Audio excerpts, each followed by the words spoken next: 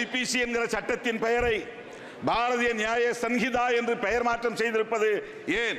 SC மக்களுக்கு மட்டுமல்ல, ST minority நிதி ஒதுக்கீடு செய்ய வேண்டும். இந்த நிலை நீடித்தால் இந்த ஆட்சி 5 ஆண்டு காலத்திற்கு நீடிக்காது என்பதையும் இந்த நேரத்திலே நான் சொல்ல கடமைப்பட்டு இருக்கிறேன்.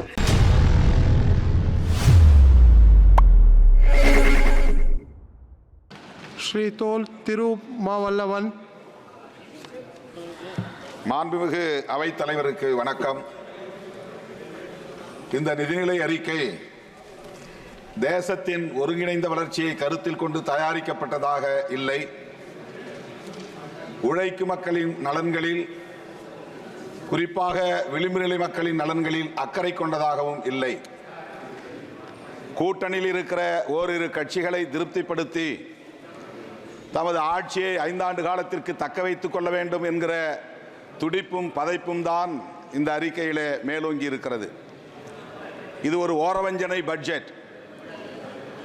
இந்தியா கூட்டணியில் இடம்பெற்றுள்ள கட்சிகளின் மாநில அரசுகளை புறக்கணிக்கக்கூடிய வகையில் இந்த பட்ஜெட் தயாரிக்கப்பட்டுள்ளது.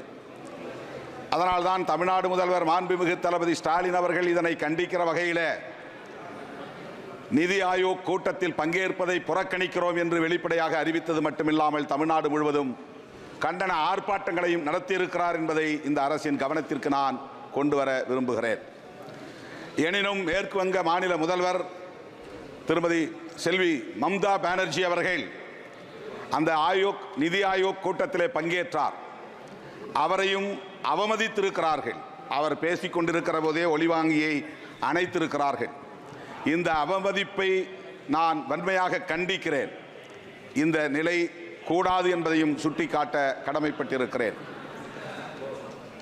பிற கட்சிகள் ஆளக்கூடிய மாநிலங்கள், இந்தியா கூட்டணியை சார்ந்த பிற கட்சிகள் ஆளக்கூடிய மாநிலங்கள் வஞ்சிக்கப்பட்டிருக்கின்றன என்பதையும் இந்த நேரத்தில் நான் அரசின் கவனத்திற்கு கொண்டு வர விரும்புகிறேன். தேசிய கல்விக் கொள்கையை ஏற்காத மாநிலங்கள் தமிழ்நாடு உள்ளிட்ட பல மாநிலங்கள் உள்ளன. அடிப்படை கொள்கைகளிலே முரண்கள் உள்ளதால் அந்த கொள்கையை ஏற்பதிலே, அதை நடைமுறைப்படுத்துவதிலே சிக்கல்கள் உள்ளன. அதற்காக தமிழ்நாடு அரசுக்கு வழங்க வேண்டிய சர்வ சிக்ஷா சம்ஹார சிக்ஷா என்கிற கல்வி திட்டத்திற்கான நிதியை வழங்காமல் பிளாக்மெயில் செய்யக்கூடிய நடவடிக்கையிலே ஈடுபடுவது அதிர்ச்சி அளிக்கிறது. இந்த போக்கை மிக வன்மையாக கண்டிக்கிறேன். தமிழ்நாடு மாநில அரசின் பள்ளி கல்வித்துறை அமைச்சர் அன்பில் மகேஷ் பொய்யாமொழி அவர்கள் அதிகாரிகளோடு வந்து இந்திய ஒன்றிய அமைச்சர் தர்மேந்திர பிரதான் அவர்களை நேரிலே சந்தித்து நாடாளுமன்ற உறுப்பினர்களோடு சந்தித்து முறையிட்டார். அப்போதும் அவர் என்ன வலியுறுத்தினார் என்றால், நீங்கள் தேசிய கல்விக் கொள்கையை நடைமுறைப்படுத்துவோம் என்று எழுத்துப்பூர்வமாக கையெழுத்திட்டு தாருங்கள், நாங்கள் நிதியை வழங்குகிறோம் என்று சொல்லுகிறார். இது ஒரு பிளாக்மெயில் நடவடிக்கை என்று இந்த நேரத்தில் நான் சுட்டிக்காட்டி வன்மையாக கண்டிக்கிறேன். உடனடியாக அந்த நிதியை வழங்க வேண்டும் என்றும் நான் வலியுறுத்துகிறேன். மாண்புமிகு அவைத்தலைவர் அவர்களே, விவசாயிகளுக்கு இந்த நிதிநிலை அறிக்கை மிகப்பெரிய ஏமாற்றத்தை தந்திருக்கிறது. குறைந்தபட்ச ஆதரவு விலை சட்டம் இயற்ற வேண்டும் என்பதுதான் அவர்களின் மிக முக்கியமான கோரிக்கை. ஆனால் அதை இந்த அரசு பொருட்படுத்துவதாக தெரியவில்லை. உரமானியம், உணவு மானியம் போன்றவற்றில் கை வைத்திருக்கிறது. இதனால் விவசாயிகள் நாடு தழுவிய அளவிலே மிகவும் அதிர்ச்சி அடைந்திருக்கிறார்கள். 100 நாள் வேலை திட்டத்திற்கு நிதி உயர்த்தப்படவில்லை. கடந்த நிதியாண்டுகளில் வழங்கியதைப் போல இந்த ஆண்டும் ஒதுக்கப்பட்டிருக்கிறது. கல்வித்துறைக்கு போதுமான நிதி ஒதுக்கீடு செய்யப்படவில்லை. கடந்த ஆண்டு 45,234 கோடி ஒதுக்கீடு செய்யப்பட்டு அதில் 38,416 கோடி தான் செலவு செய்திருக்கிறார்கள். ஏறத்தாழ 7,000 கோடியை செலவழிக்கவில்லை என்பது வேதனைக்குரியது. இந்த ஆண்டு அதே போல 46,315 கோடி ஒதுக்கீடு செய்யப்பட்டிருப்பதாக அறிவிக்கப்பட்டிருக்கிறதே தவிர, ஆனால் அதை முழுமையாக செலவு செய்வார்களா என்று தெரியவில்லை. மாண்புமிகு அவைத்தலைவர் அவர்களே, உயர்கல்விக்கு இந்த ஆண்டு 10,000 கோடி குறைத்திருக்கிறார்கள். 10,000 கோடியை குறைத்திருப்பதை நான் சுட்டிக்காட்டி மிக வன்மையாக கண்டிப்பதோடு அந்த தொகையை மீண்டும் வழங்க வேண்டும், ஒதுக்கீடு செய்ய வேண்டும் என்று வலியுறுத்துகிறேன். ஐஐடி நிறுவனத்திற்கு இந்த ஆண்டு 60 கோடி ரூபாயை குறைத்திருக்கிறது இந்த நிதிநிலை அறிக்கையின் மூலம். மாண்புமிகு அவைத்தலைவர் அவர்களே, கடந்த டிசம்பரின் போது எதிர்க்கட்சி உறுப்பினர்கள் அனைவரையும் வெளியேற்றிவிட்டு ஏராளமான சட்டங்களை நிறைவேற்றினீர்கள்.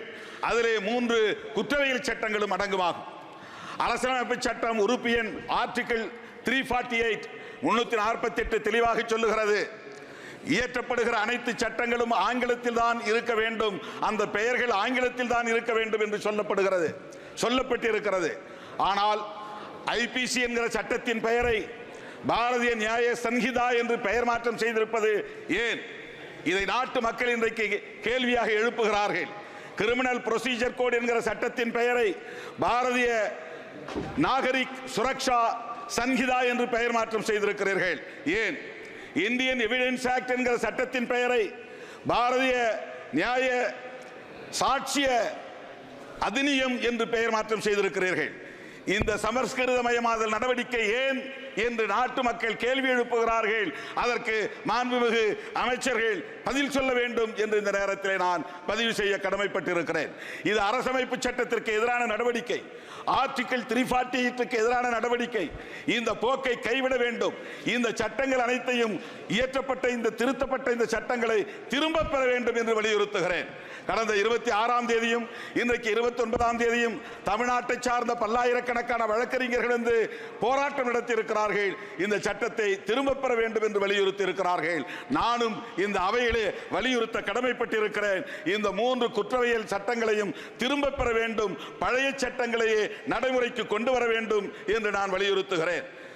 மாண்புமிகு அவைத்தலைவர் அவர்களே, சோசியல் ஜஸ்டிஸ் அண்ட் எம்பவர்மெண்ட் என்ற ஒரு தனி அமைச்சகம் இருக்கிறது. அதில் ஏறத்தாழ 80% மக்களுக்கான பிரச்சனைகளை கவனிக்கிற துறை இது. அந்த துறையை பிரிக்க வேண்டும். தமிழ்நாட்டிலே ஆதிதிராவிட பழங்குடியினருக்கு தனி அமைச்சகம் உண்டு, சிறுபான்மை மக்களுக்கு என்று தனி அமைச்சகம் உண்டு. அதே போல இந்திய ஒன்றிய அரசும் Adi Dravida schedule caste and schedule tribes தனித்தனியாக இன்றைக்கு கமிஷன் வைத்திருக்கிறார்கள். Schedule caste commission, schedule tribes commission. எனவே அமைச்சகத்தையும் மினிஸ்ட்ரியும் தனியே ஷெட்யூல் காஸ்ட் அமைச்சகத்தை உருவாக்க வேண்டும். ஷெட்யூல் டிரைப்ஸ் என்கிற அந்த பிரிவினருக்கு தனி அமைச்சகத்தை உருவாக்க வேண்டும். மாற்றுத்திறனாளிகளுக்கு தனி அமைச்சகத்தை உருவாக்க வேண்டும். சிறுபான்மை சமூகத்தினருக்கும் தனி அமைச்சகத்தை உருவாக்க வேண்டும் என்று இந்த நேரத்தில் நான் வேண்டுகோள் விடுக்கிறேன். நாடு முழுக்க எஸ்சி எஸ்டி மக்களுக்கு எதிரான வன்கொடுமைகள் அதிகரித்துக் கொண்டிருக்கின்றன. வன்கொடுமைகள் அதிகரிப்பது ஒருபுறம், பெண்களுக்கு எதிரான வன்கொடுமைகள், ஆணவ கொலைகள், ஆனர் கில்லிங்ஸ் உத்தரப்பிரதேசம் போன்ற மாநிலங்களில் இன்றைக்கு அதிகரித்து தென் மாநிலங்களிலும் இன்றைக்கு அது பரவி வருகிறது. ஆகவே ஆணவ கொலைகளை தடுப்பதற்கென்று தனி சட்டம் ஒன்றை இயற்ற வேண்டும் என்று இந்த நேரத்தில் நான் வேண்டுகோள் விடுக்கிறேன். போஸ்ட் மெட்ரிக் ஸ்காலர்ஷிப் இது மிக முக்கியமான ஒரு கோரிக்கை. 2018ஆம் ஆண்டு ஒரு திட்டத்தை கொண்டு வந்து 2018 இதை நிறுத்த வேண்டும் என்று திட்டமிட்டார்கள். விடுதலை சிறுத்தைகள் உடனடியாக இதை தலையிட்டோம். அமைச்சரவர்களை நேரிலே சந்தித்தோம். இது மிகப்பெரிய துரோகம், படிக்கிற மாணவர்களுக்கு எதிரான நடவடிக்கை. போஸ்ட் மெட்ரிக் ஸ்காலர்ஷிப் கால வரம்பின்றி வழங்க வேண்டும் என்று வலியுறுத்தினோம். அதன் பிறகு 2025 வரையில் 35,000 கோடி ஒதுக்குவதாக சொன்னார்கள். ஆனால் ஆண்டுக்கு 7,000 என்கிற முறையிலே ஒதுக்க வேண்டும், அதையும் ஒதுக்கவில்லை. இப்போதும் அதை எந்த வரையறையை கொண்டு நிதி ஒதுக்கீடு செய்திருக்கிறார்கள் என்று தெரியவில்லை. இதற்கு கால வரம்பு கூடாது. காலம் முழுவதும் தலைமுறையாக மாணவர்கள் படிக்கிற நிலையிலே அவர்களுக்கு போஸ்ட் மெட்ரிக் ஸ்காலர்ஷிப்பில் எந்த காலவரம்பும் கூடாது, அவர்களுக்கு அதை வழங்க வேண்டும் என்று நான் வலியுறுத்த கடமைப்பட்டிருக்கிறேன். சப்ளான் துணை திட்டம், schedule caste and schedule tribes, இந்த சப்ளான் என்கிற துணை திட்டத்தின் அடிப்படையில் மக்கள் தொகை அடிப்படையில் அவர்களுக்கு நிதியை ஒதுக்கீடு செய்ய வேண்டும்.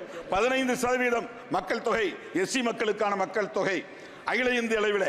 அப்படி பார்த்தால் 48,20,000 கோடி செலவை காட்டுகிற இந்த நிதிநிலை அறிக்கை, அதன்படி பார்த்தால் 2 லட்சம் கோடிக்கு மட்டுமே இப்போது ஒதுக்கீடு செய்திருக்கிறார்கள். ஆனால் அந்த ப்ரொபோர்ஷனேட் சதவீத அடிப்படையில் 7 லட்சத்திற்கு மேலாக ஒதுக்கீடு செய்ய வேண்டும். அவ்வாறு ஒதுக்கீடு செய்யவில்லை. ஆகவே இதை மறுபரிசீலனை செய்ய வேண்டும்.